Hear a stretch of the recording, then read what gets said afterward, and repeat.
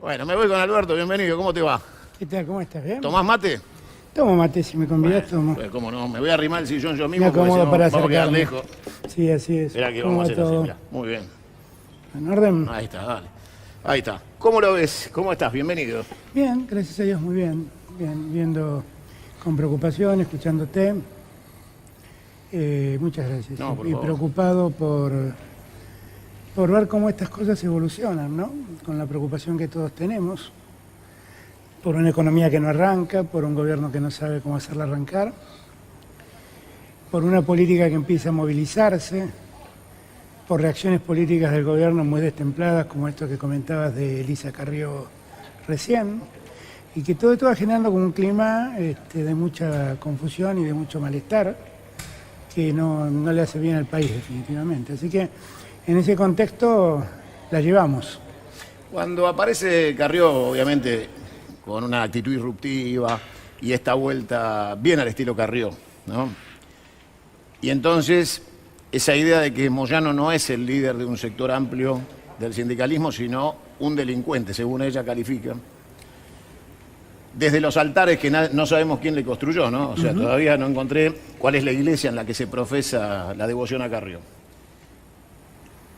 ¿Vos crees que ese odio que se genera en la gente que lo sigue, porque el mensaje es de permanente odio, ¿no? O sea, a su gente ellos no le hablan nunca de futuro, le hablan de odio, puede derivar una vez más en un enfrentamiento entre argentinos que termine mal? Porque si esa gente pierde va a quedar muy defraudada. O sea, si el peronismo en el 2019 es gobierno, me imagino que ese 30% al que les dijeron...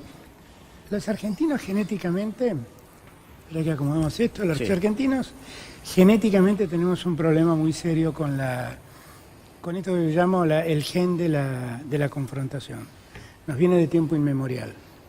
Nos viene de unitarios y federales, de radicales y conservadores, de peronistas y gorilas.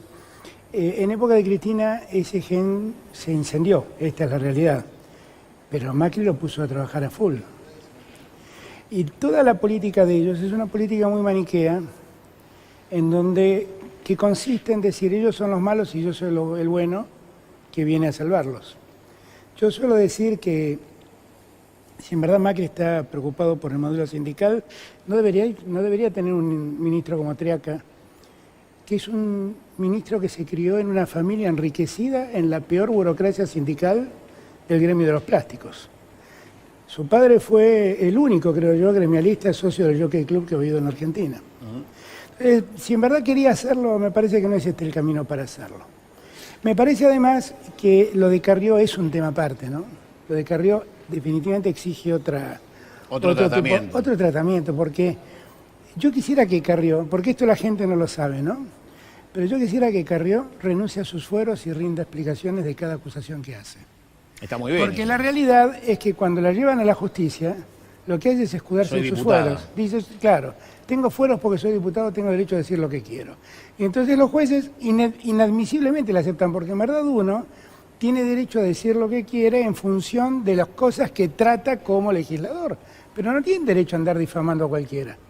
Entonces, la verdad es que si Carrió piensa la barrabasada que ha dicho hoy, la verdad es que lo que tiene que hacer es Desaforarse. renunciar a los fueros y someterse a la justicia y probar que lo que está diciendo es cierto. Entonces, ahora, todo eso está inscrito en una lógica del gobierno, que es la lógica de la demonización, ¿no? El gobierno primero demonizó a Cristina, después quiso demonizar al peronismo, ahora quiere demonizar al sindicalismo. Y en esa carrera hace y dice cosas increíbles. Y lo que es peor, utiliza la justicia como mecanismo de sometimiento. Moyano era hasta no hace mucho tiempo un sindicalista directo de Macri. Cuando Moyano lo acompañó en su campaña presidencial, Sí, de algún modo con aquel monumento a Perón, y después cuando hicieron un acto juntos, donde inclusive Moyano fue muy elogioso con Macri. En ese momento, para Macri, Moyano era rubio de ojos azules. Por supuesto. Ahora, bastó que Pablo Moyano dijera esto está mal y así vamos mal, para que terminen en la justicia. ¿Y por qué están en la justicia? Porque también es bueno también reseñarlo, ¿no? Moyano termina en la justicia por una denuncia de un personaje que conocimos como Bebote Álvarez, que era un delincuente de la barra brava de Independiente, que terminó preso y que, a cambio de mejorar su situación, tiró barro sobre los Moyano. ¿Y de dónde son las otras dos denuncias? La que levanta Ocaña. La denuncia que levanta Ocaña, ¿saben quién la hizo? El Pata Medina. El Pata Medina, sí, claro. Y la otra denuncia la hizo el del Somo, Suárez. Suárez. Esos son los denunciantes de Moyano. Entonces, lo que uno tiene que preguntarse es, Macri, ¿hasta dónde va a seguir con este juego de usar a la justicia para silenciar y domesticar opositores? Porque esto, los fines de una república, que es una frase que llena la boca de Carrió permanentemente, es destructivo, es perverso, es dañino. A mí me parece que Macri debería reflexionar sobre estas cosas. Y sus votantes, que en verdad lo votaron para que la corrupción se termine, no para que se remixe, como digo yo. Ahora tenemos una corrupción remixada. Conflicto de intereses ahí, que ahora se llama conflicto de intereses, exactamente. Y vemos sin ningún asombro cómo los funcionarios de Macri se llenan sus bolsillos, no tirando dinero más allá de las paredes de un convento, sino más allá de las fronteras argentinas. Y entonces aparecen cuentas en Andorra, sociedades offshore en Bahamas, en cualquier lugar, y no pueden explicar nada. Vos decís que los bolsos vuelan para afuera. Van directamente por cuentas electrónicas a estos paraísos fiscales. Y lo peor es que ellos, que lo han hecho toda la vida, porque hay que acordarse también que el presidente de algún modo indultó a su hermano en el momento del blanqueo y lo habilitó a blanquear 35 millones de dólares que previamente habían defraudado al fisco argentino. Uh-huh. Y la cosa pasa, y cuando le preguntan a Macri, ¿y por qué su hermano hizo esto? Macri, con total desparpajo, dice, bueno, es alguien que está cumpliendo con la ley. La ley es el decreto que él firmó para que pueda entrar, porque la ley no se lo permitía. Hasta Carrió votó en contra. Claro, la ley no se lo permitía, él lo incluyó para que pueda entrar. Entonces, a mí me parece que... Gianfranco se lo merecía. Bueno, la verdad es la plata de Macri, porque es la plata de la familia, no es la plata de su hermano, es la plata de su familia. Yo tengo la impresión que todas estas cosas le hacen mucho daño a la democracia, le hacen mucho daño a la credibilidad de la política. Pues yo creo que hay muchos votantes de Macri que honestamente votó convencido de que iban a cambiar las cosas. Y se encuentra con que Macri, la verdad, insisto, yo me lamento mucho y suelo decir, lamento que Macri, como en su momento hizo de la Rúa, cuando copian el peronismo le copian los vicios, no le copian las virtudes. Y entonces los vicios de López aparecen al modo de los Caputo, al modo de los Gilligan, pero más o menos en el mismo sentido. ¿Por qué crees que, olvidémonos de Laura Alonso, que claramente es el nivel de desvergüenza de un funcionario adepto al propio presidente que supuestamente debe controlarlo y este tipo de cosas que son inexplicables, pero la Hormiguita, que también muy activa contra Moyano, denunció muchas veces, o Stolbizer, o Carrió, no están paseando por tribunales para denunciar a este gobierno, donde la corrupción, como el caso de Gilligan, flota de manera tan obvia que es vergonzosa. O Aranguren y su conflicto de intereses de ser accionista de la empresa a la cual beneficia con las compras que él firma. Y con los aumentos de los precios. Los aumentos de los precios. O a Macri cuando vendió Autopistas del Sol después de subir los peajes por decreto. ¿Por qué crees que la gente puede ser tan imbécil de escuchar a alguien como denunciante serial, pero que sus denuncias se apagaron en el 2015? Porque cuando uno es consecuente con la actitud, uno dice, bueno, si denuncia la corrupción, la denuncia siempre, uno dice, bueno, le tengo contemplación al criterio de honestidad que persigue. Ahora, ninguna de estas figuras ha hecho una sola denuncia fuera del 2015. Bueno, son todas figuras que se reconocen como opositores a Cristina y al peronismo, todas ellas. Graciela Ocaña estuvo un tiempo en el gobierno de Cristina, pero después se fue y empezó un periplo que la llevó a acercarse al PRO, a Cambiemos y a terminar donde terminó. Y además, los tres casos que has nombrado son tres casos de gente, como yo digo, suelta de la política, que han hecho su carrera política denunciando. Muchas veces sin llegar a buen puerto, sin conocerse, sin verificarse que las denuncias eran ciertas. ¿Te acordás de las cajas de Carrió? Claro, ¿cómo que Ya no? están llegando las cajas. ¿Cómo que no? ¿Cómo que no? La matriz de la corrupción de menemista. Por eso, han nacido al amparo de esa lógica y con esa lógica funcionan. Ahora, es bueno detenerse un segundo en lo que pasa con la Oficina Anticorrupción, porque en verdad el problema central es que Laura Alonso nunca debió haber estado ahí. Pero no es que no debió haber estado porque simpatiza más o menos con Macri. No es abogada. Es que no es abogada. Y la verdad es que no es lo mismo la percepción del hecho de una licenciada en ciencias políticas que desde un abogado. Muchas veces escucho decir yo, bueno, pero en época de Cristina la Oficina Anticorrupción no hizo nada. Y yo ahí me detengo y marco algunos detalles. A Vudú, el 90% de la causa es información que dio la Oficina Anticorrupción a la justicia. Algo parecido pasó con Jaime. Entonces, lo que pasa es que no se hacía prensa con eso. Y la Oficina Anticorrupción trabajaba en más silencio. Entonces, me parece a mí que Laura Alonso no debería estar porque se preparó para otra cosa. Yo no la descalifico, no la quiero descalificar. Creo que ella concibe el rol de la Oficina Anticorrupción de un modo distinto a aquello porque fue creado la Oficina Anticorrupción. Laura Alonso no sabe cuando hay un delito, cuando hay una transgresión normativa o administrativa, no lo conoce porque no ha estudiado eso. Macri, que trabaja, toda su gestión política está fundada en el hecho de ver cómo se presentan las cosas, no cómo se hacen, sino cómo se presentan. Creyó que presentando a Laura Alonso, que fue una denunciante crónica también contra Cristina, le iba a darle a la gente la sensación de que allí había una figura emblemática en la lucha esa. Y se equivoca, pero vuelvo a repetir, no quiero cargar las tintas sobre Laura Alonso, ella no está preparada para eso. Y eso a Macri le viene espléndido. Yo no sé, yo lo conozco a Caputo, quiero aclarar, a Luis Caputo.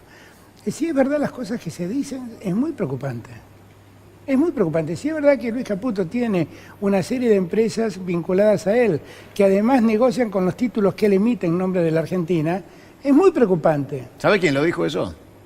¿Quién? Bonadío. Bueno, es muy preocupante. Es muy preocupante. Entonces,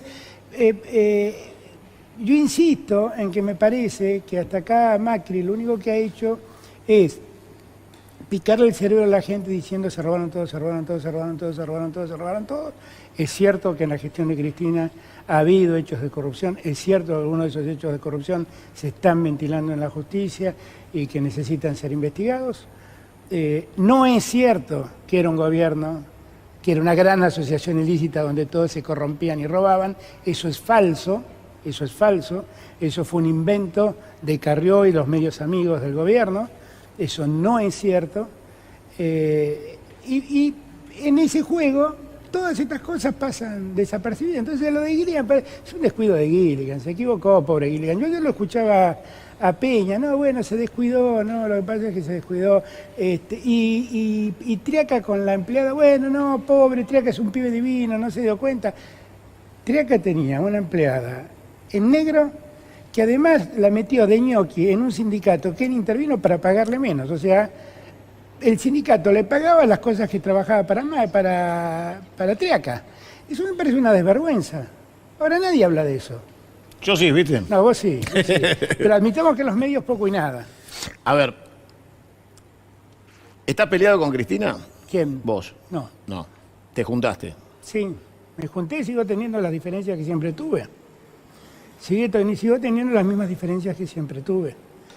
Ese encuentro con Cristina, que ha hecho un revuelo muy grande en el periodismo y en los que analizan. La verdad es el encuentro de dos personas que durante mucho tiempo se tuvieron cariño, afecto, que protagonizaron cada uno desde su lugar hechos en común que significaron mucho en nuestras vidas, y un día la política nos distanció. Y un día pudimos volver a hablar de todo lo que nos pasó, de las cosas que creímos que unos y otros hicimos mal, y pudimos escucharnos y respetarnos y recuperar el afecto, y recuperar el cariño. Ahora, si vos me preguntás, ¿Qué mantengo de diferencia hoy con Cristina? La visión sobre el pasado. Tengo una visión más crítica y ella es más contemplativa con su gestión, aunque admito que a diferencia de lo que se ha dicho en los últimos años, yo estuve 10 años sin verla a Cristina, yo la vi receptiva, la vi una persona que quiere escuchar, vi una persona que cosas que le dije me dijo tenías razón, otras no, otras se mantuvo inflexible en sus decisiones y en sus convicciones, y está muy bien que así sea. Y me parece que hemos podido recuperar ese diálogo y eso a mí me sirvió de mucho. Yo no soy de los que concibe la política como un juego de pelea permanente y además creo que estamos en un tiempo donde lo que me vincula hoy con Cristina es mucho más importante que lo que me diferencia. O sea, es cierto que tenemos diferencias sobre el pasado, pero lo que pasa es que hoy no estamos discutiendo a Moreno, hoy estamos discutiendo a Duhovne, ¿no? Y tiene mucho sentido discutir a Moreno. Algunos me van a decir, bueno, no, pero lo que pasa es que muchas de las cosas que pasan hoy en día es porque con Cristina dejó un escenario difícil. Es cierto.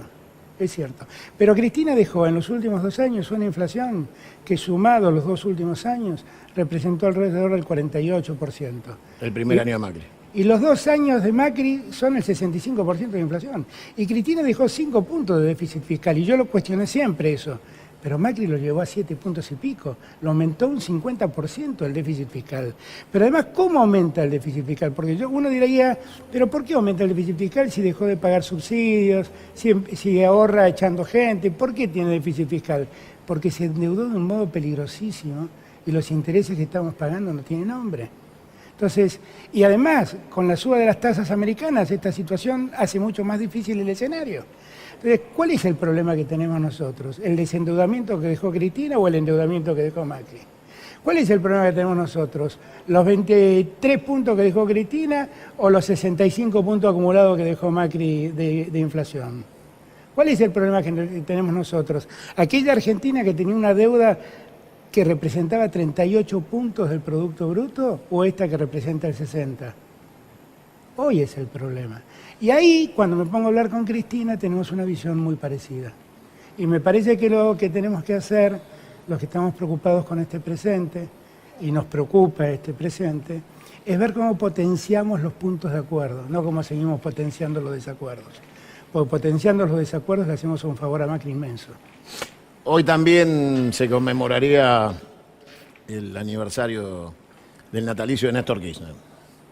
Yo te propongo ver algo sobre él y volvemos con vos y me contás qué diferencia habría para vos entre 2 presidentes llamados Kirchner, Néstor y Cristina. Vamos con la conmemoración del cumpleaños de Néstor Kirchner. Ningún dirigente, ningún gobernante, por más capaz que sea, puede cambiar las cosas si no hay una ciudadanía dispuesta a participar activamente de ese cambio.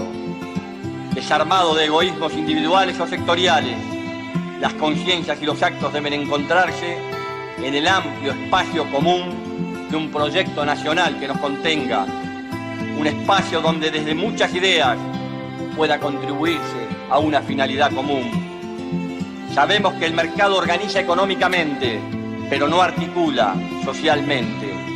Debemos hacer que el Estado ponga igualdad allí donde el mercado excluye y abandona.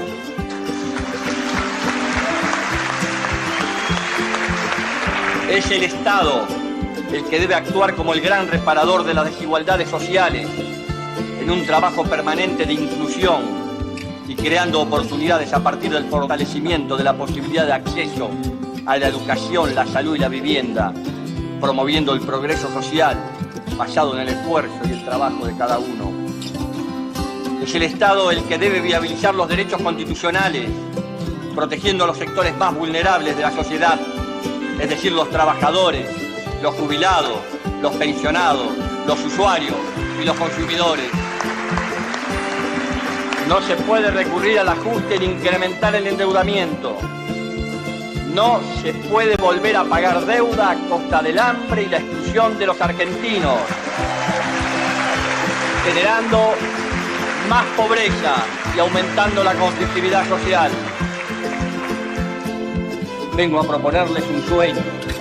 Quiero una Argentina unida, quiero una Argentina normal, quiero que seamos un país serio, pero además quiero un país más justo. Anhelo que por estos caminos se levante a la faz de la tierra una nueva y gloriosa nación, la nuestra. Muchas gracias.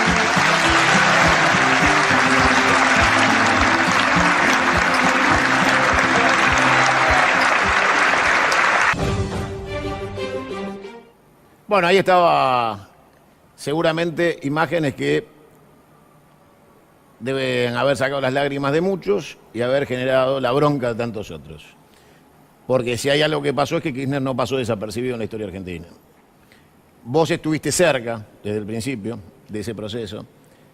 ¿Qué crees que diferencia a Néstor Kirchner, hoy en un día como hoy, de la Cristina que heredó el poder y el proyecto?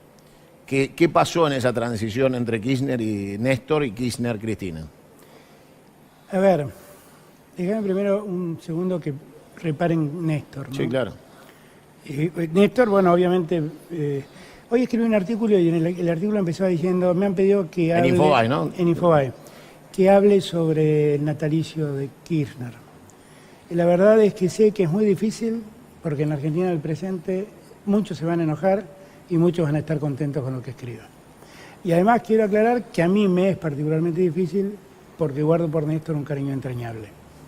Con lo cual trato de ser siempre objetivo, pero a veces me embarga la condición de amigo, ¿no?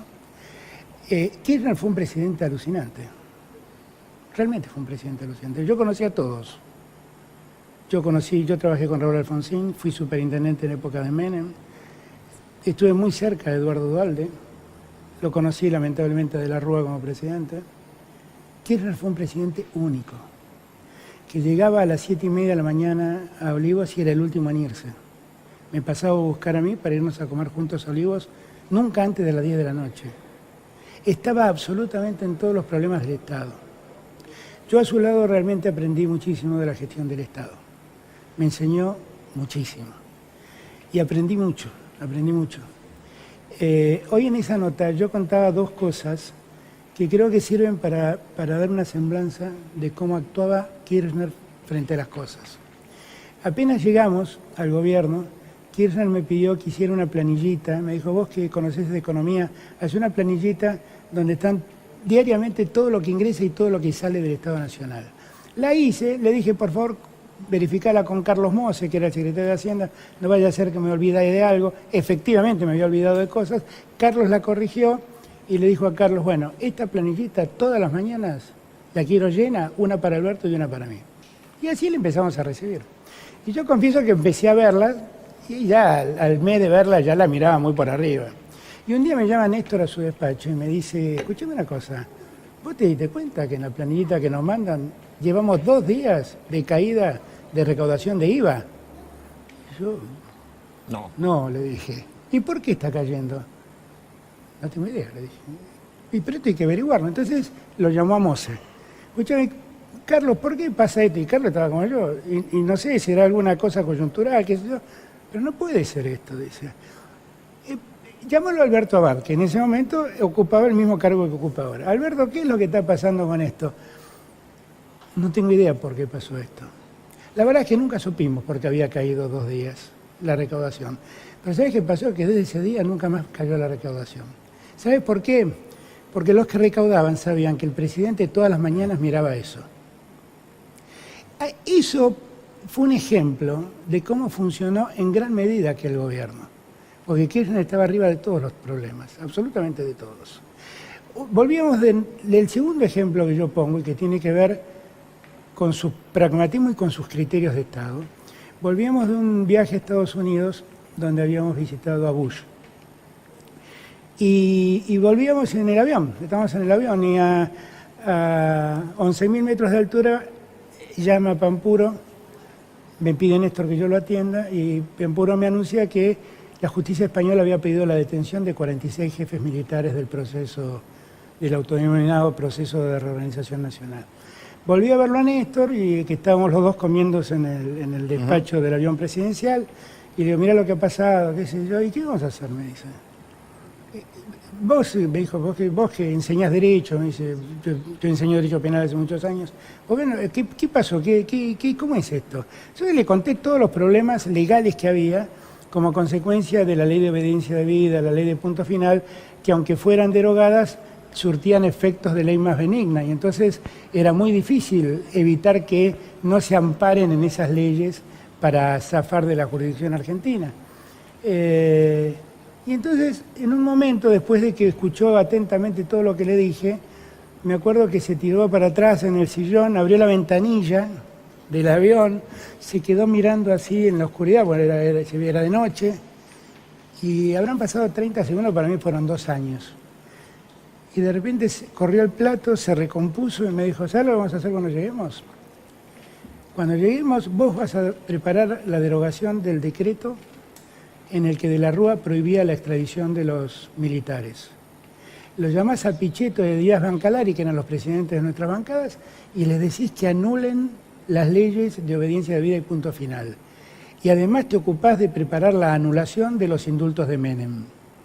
Entonces, bueno, me dijo eso. Yo me quedé cortado porque dije...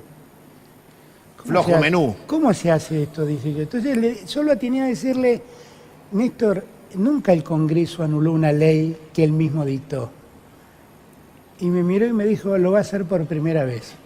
Y vio que yo estaba preocupado con lo que me estaba diciendo. Y entonces me dijo, Alberto, la Argentina probó con el olvido y con el perdón, y no funcionó. ¿Vamos a probar con la justicia? Y fue enorme la decisión, enorme, enorme. Kirchner fue un tipo de un gran conocimiento, de muchas convicciones, de un gran conocimiento del Estado y un gran pragmático a la hora de tomar decisiones. Esta fue una decisión pragmática. Vamos a resolverlo. Esto fue una decisión pragmática. Cristina tiene 2 etapas. Tiene una primera etapa donde yo siempre digo fue el gobierno más progresista que la Argentina recuerda. ¿Me aguantás un segundo? Sí. Vamos a ir a una placa que me pide la producción de Crónica, un último momento y ya venimos. Vamos con eso. Ahora viene la parte donde habla de Cristina, pero antes te voy a hacer una pregunta más sobre Néstor. Sí. Vamos con la placa y ya venimos.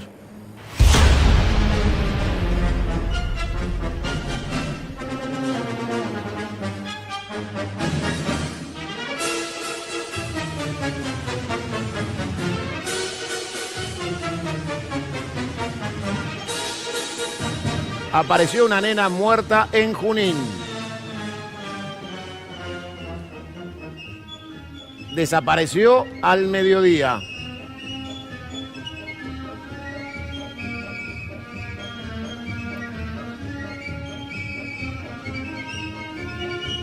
Cuatro horas más tarde la encontraron degollada. Ya hay un detenido.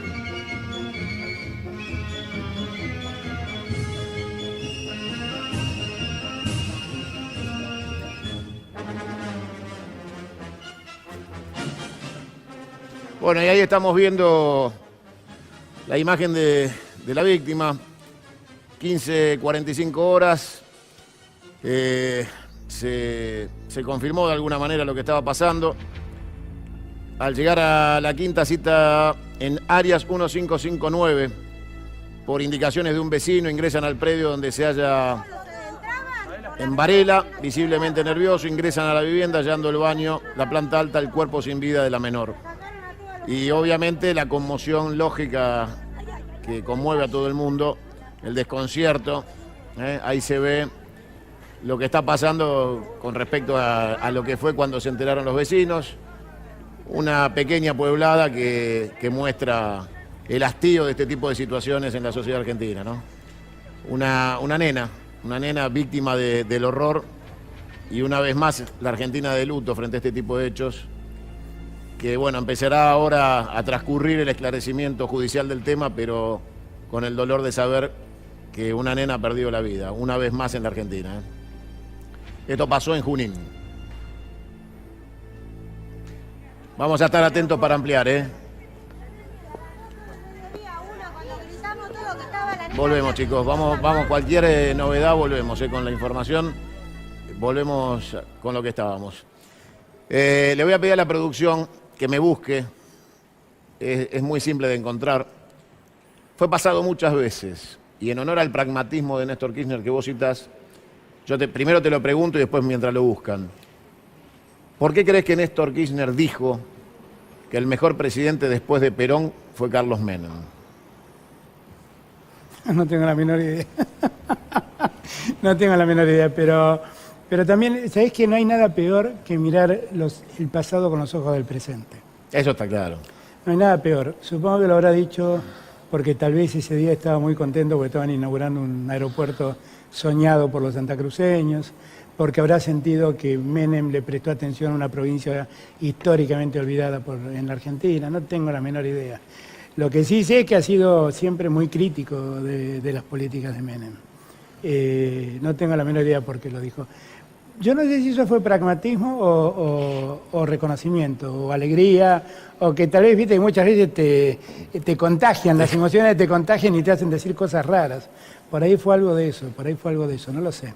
Pero yo te decía, el primer gobierno de Cristina, voy a preguntar las diferencias con el gobierno de Néstor, es un gobierno que está asignado por la ampliación de derechos. Es el gobierno más progresista de la historia argentina. Son los años de la asignación universal por hijo, del voto joven, del matrimonio igualitario, de la muerte digna, de la identidad de género, del nuevo Código Civil. Fue un gobierno impresionante a la hora en que se empezó a ampliar derechos. Pero empezó allí un relajamiento sobre la cuestión económica. Y muchas de las cosas que Néstor obsesivamente marcaba en la economía, miraba la planilla, se fueron relajando. Esas cosas se fueron relajando. El último gobierno de Cristina es un gobierno que a mi juicio está asignado por una disputa innecesaria muchas veces y además está asignado por un manejo económico nada bueno. Nos acostumbramos a vivir con déficit fiscal, nos acostumbramos a vivir con inflación haciendo de cuenta que no existía, se nos fueron dólares a rolete y quisimos pararlos con un cepo cambiario que fue muy dañino.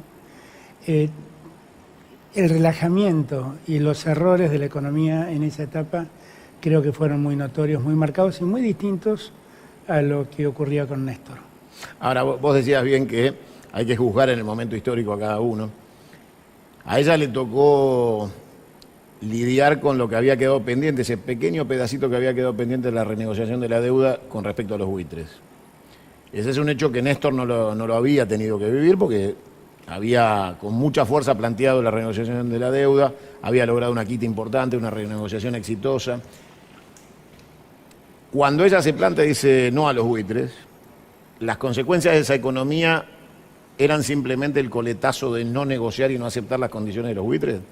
O sea, ¿había otra manera de negociar frente a los buitres que no fuera plantarse donde se plantó ella? ¿Vos lo hubieras hecho de otra manera? A ver, cuando nosotros planteamos la renegociación de la deuda, Néstor es el que más exige la quita del 75%. Y se pone muy firme cuando muchos dudábamos, la verdad yo entre ellos, que ese objetivo se pudiera lograr.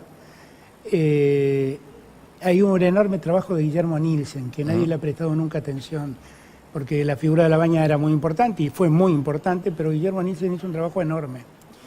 Y nosotros logramos eso, y logramos que el 75% entrara, y con eso nuestra deuda pasó a representar, cuando nosotros asumimos el gobierno, el 150%, la deuda representaba el 150% de nuestro PBI.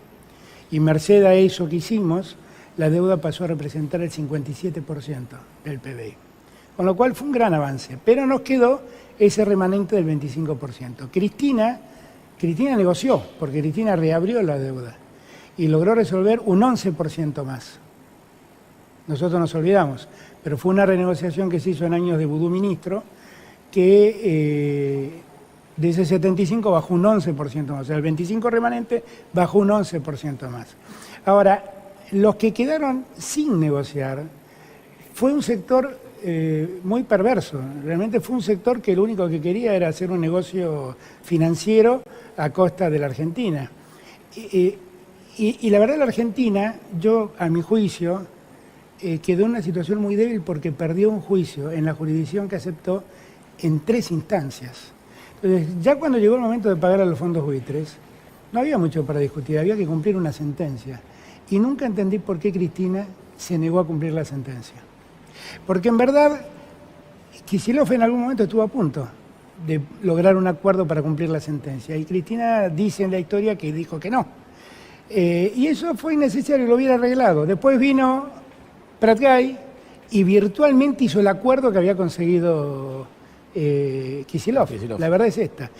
Creo que Cristina ahí usó el tema de los fondos buitres como una bandera que internamente servía de mucho, que externamente hacía mucho daño.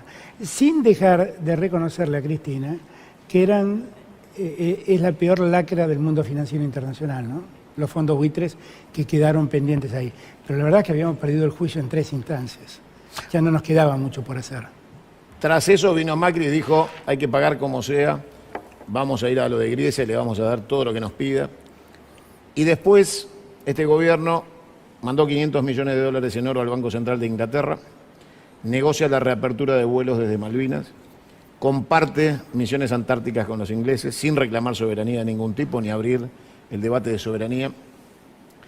Es un gobierno que ha sacado los próceres de los billetes porque creen que es más importante poner tucanes y ballenas. Creen que, yo lo escuché a Peña con eso, ¿no? Peña dice, no, pero para terminar con las antinomias, cree que las antinomias son sobre San Martín o sobre Belgrano, es una cosa disparatada, ¿no? Bueno, ellos la tienen. Los horneros nos unen y San Martín nos desune. Yo nunca escuché un disparate igual. Ahora, frente a eso, te hago la pregunta, yo tengo una posición bien clara, te lo pregunto a vos. ¿Son adversarios electorales o enemigos?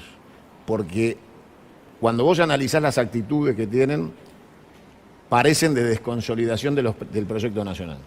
Parece que la Constitución, lo decía yo el domingo pasado, la utilizan pre-nación.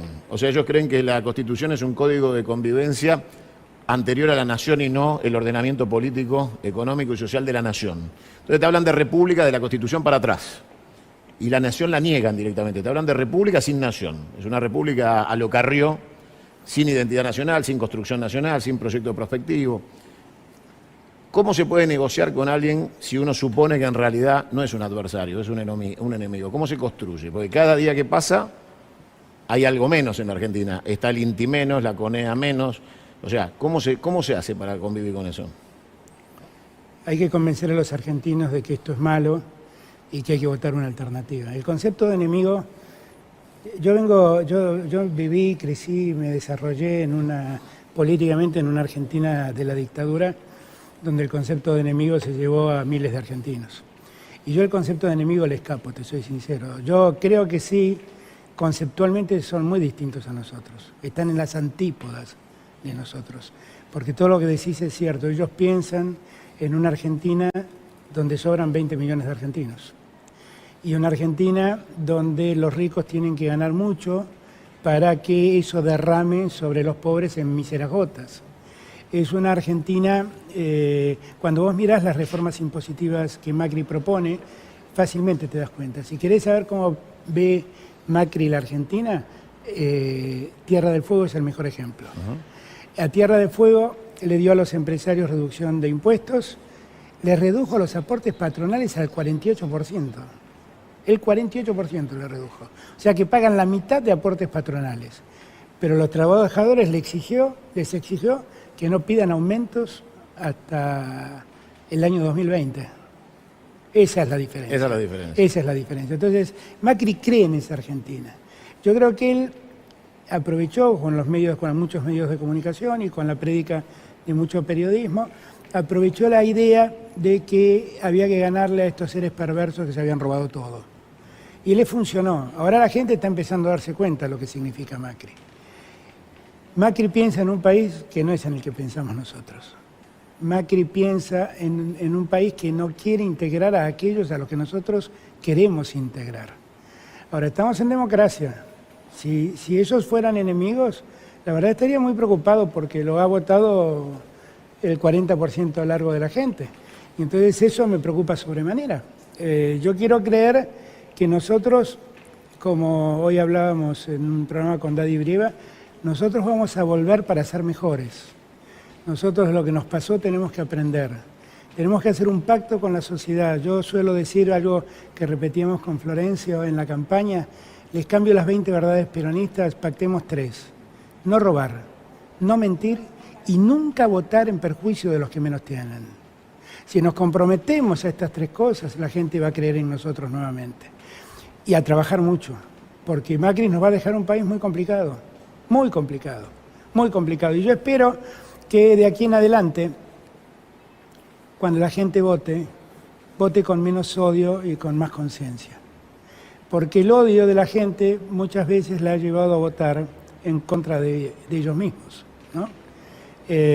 Alguna vez escribí un artículo en Clarín antes de la segunda vuelta de Scioli y Macri, que se llamaba el teorema de Rajoy, un concepto ampuloso del teorema porque lo había creado yo, y ese teorema lo que decía es que hay momentos en que una sociedad se enoja tanto con el que gobierna que vota exactamente lo contrario sin medir las consecuencias.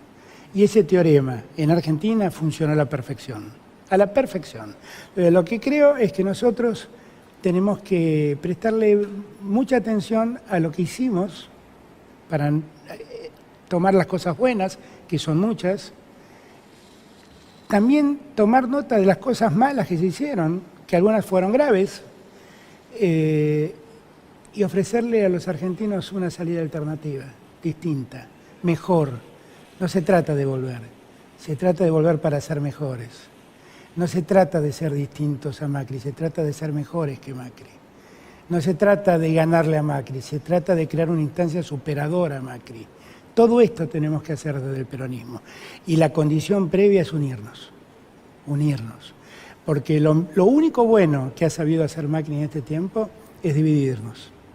Macri sabe que él cuenta con el 40% de los votos antiperonistas, que él ha sabido ponerlos bajo un mismo paraguas.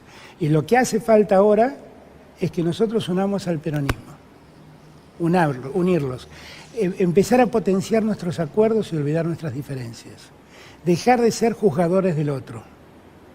Y no quiere decir que todos vamos a pensar igual en el momento definitivo, donde tengamos que elegir un candidato, pero para eso existen las PASO y sería formidable que en el peronismo podamos votar, que es algo que hace muchos años que no hacemos, para elegir a nuestros candidatos. Sería formidable. ¿Vos creés que la urna ordena? La gente ordena, claro que sí. Yo le tengo mucho respeto a la gente. Yo creo que la gente nos pasó en 2 elecciones consecutivas mensajes muy claros, muy claros. Y siento también en la calle los mensajes que la gente nos están dando. La gente nos reclama que nos unamos. Sabe que tenemos diferencias, pero nos piden bajen su narcisismo y únanse. Y resuelvan sus diferencias, porque mientras ustedes siguen discutiendo sus desavenencias, Macri está terminando con nosotros. Y me parece que aquel que se siente dirigente en la política, el secreto del dirigente es saber escuchar a la gente. Yo no le presto mucha atención a las encuestas, no me divierte mucho ir a esos programas, como llaman, de color, para hablar cosas de color. A veces me pregunto si Churchill, cuando tuvo que tomar la decisión que tomó y le dijo a los ingleses solo puedo prometerles sangre, sudor y lágrimas, a alguien le hizo un focus group antes. Y a veces me pregunto si De Gaulle, cuando decidió emigrar de Francia para resistir a los nazis, antes hizo un focus group para preguntarle a los franceses qué pensaba de los nazis. No, el que se siente dirigente tiene que saber lo que tiene que hacer y tiene que ponerse al frente, aun cuanto la gente dude, porque además la gente hoy está muy condicionada por los medios, por las prédicas, y porque muchas veces creo honestamente en gente muy deshonesta. Gracias por haber venido. No, gracias a vos. Hoy te tuve en vida, te veía con Mauro y con el amigo Daddy. Sí, estuve por ir corriendo a tomar un café con ustedes. Fue una linda charla, tan linda como esta. Gracias por venir. Mil gracias. Un placer. Gracias.